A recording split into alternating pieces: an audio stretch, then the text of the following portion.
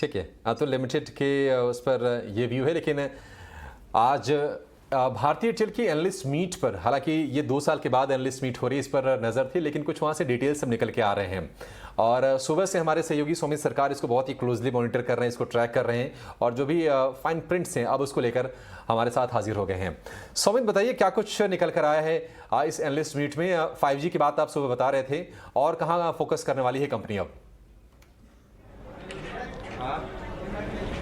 तो पहले तो मैं 5G के साथ ही शुरुआत करता हूँ। 5G के बारे में कंपनी ने ये कहा है कि 5G में जो इन्वेस्टमेंट है ये उचित होगा FY24 में करना। अब याद रखिएगा, गवर्नमेंट FY23 में ही 5G लॉन्च करने की प्लान कर रही है, बट एयरटेल जो इंडिया का सेकंड लार्जेस्ट टेलीकॉम कंपनी है वो कह रहा है कि FY24 में ही ये इन्वेस्टमेंट करना उचित होगा, क्योंकि तब जाके जो 5G का पेनिट्रेशन होगा वो कंट्री में करीब 25 to 30% के आसपास हो सकता है। अब अगर हम होम ब्रॉडबैंड बिजनेस की बात करें एयरटेल की, तो उनका जो टारगेट है FY25 का वो 40 मिलियन होम पासेस का है, और अभी करंटली वो सिर्फ 16 मिलियन होम पासेस कर चुके हैं। तो काफ़ी बुलिश और काफ़ी बड़ा टारगेट है कंपनी का। अभी एंटरप्राइज बिजनेस की अगर हम बात करते हैं तो उसमें वो कह रहे हैं कि BFSI अकाउंट जो है उसमें भारतीय एयरटेल का जो मार्केट शेयर है वो 37% तक पहुंच चुका है, और पहले ये मार्केट शेयर सिर्फ 4% पे था, और एक साल में ये बढ़कर 37% हो चुका है, क्योंकि कंपनी बहुत सारे टाइप की सर्विसेज और सोल्यूशंस प्रोवाइड करते हैं, और इसी कारण मार्केट शेयर में ग्रोथ देखने को मिला है। उसी के साथ क्लाउड और CPaaS का जो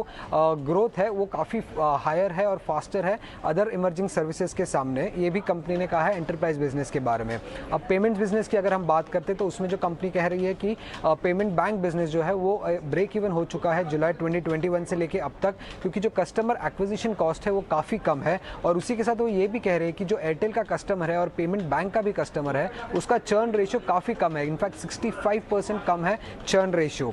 कॉस्ट सेविंग इनिशिएटिव्स की अगर हम बात करते हैं तो भारतीय एयरटेल ने ये कहा है कि वो बहुत सारे टाइप्स के कॉस्ट सेविंग इनिशिएटिव पे काम कर रहा है, बट आगे जाके जितना भी इंक्रीमेंटल कॉस्ट सेविंग होगा वो पहले से कम होगा। पहले 2 साल में भारतीय एयरटेल ने बहुत ज़्यादा कॉस्ट सेविंग कर लिया था, और उस इश्यू से अगर हम अभी का कॉस्ट सेविंग इनिशिएटिव्स कंपेयर करेंगे तो वो कम होगा आगे जाके।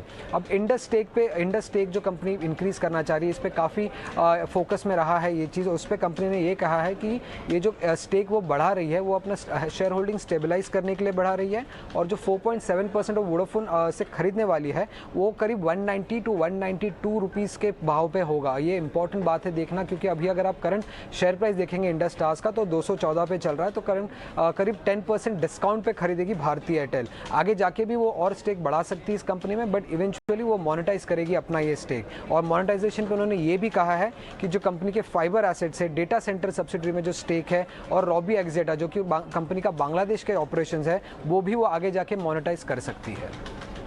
एक और चीज़ आपसे जानना चाहेंगे, सारे आपने आप जो भी फाइन प्रिंट्स आप लेके आए हैं, लेकिन बहुत ही इंटरेस्टिंग लग रहा है कि जो ब्रॉडबैंड वाला जो इनका कारोबार है उसको FY25 तक बता रहे हैं कि 1.6 करोड़ से बढ़ाकर 4 करोड़ करने का इनका लक्ष्य है। कोई आइडिया आप दे पाएंगे कि अभी किस तरह की रेवेन्यू उस सेगमेंट से आ रही है कंपनी के लिए? अभी अगर आप देखेंगे तो करीब 800 करोड़ के आसपास का रेवेन्यू इस सेगमेंट से आ रहा है।